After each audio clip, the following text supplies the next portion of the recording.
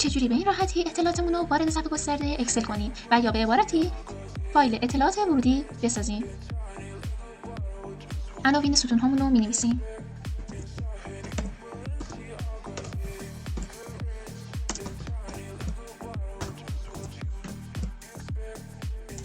و سپس با گرفتن کلیدهای کنترل آ و کنترل تی مقادیرمون رو تبدیل به جدول می‌کنیم.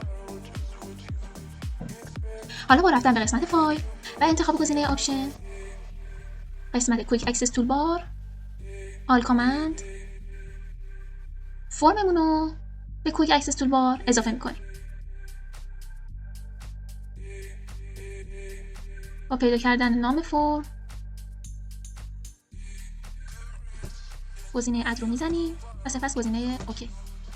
حالا با انتخاب ناحیه‌مون، ناحیه ورود، عناوین ورودیمون و انتخاب فرم در قسمت کویک اکسس تولبار عناوینمون و اسممون رو وارد می‌کنیم.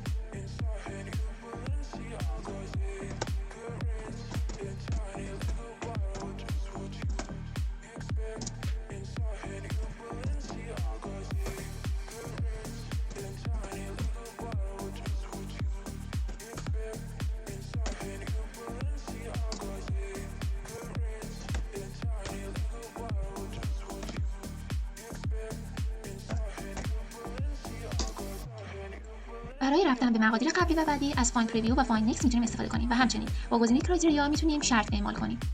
برای مثال کسایی که سنشون بیشتر از 25 ساله. حالا با زدن فایند نکست و فایند پریویو مقادیرمون رو واسمون میاره.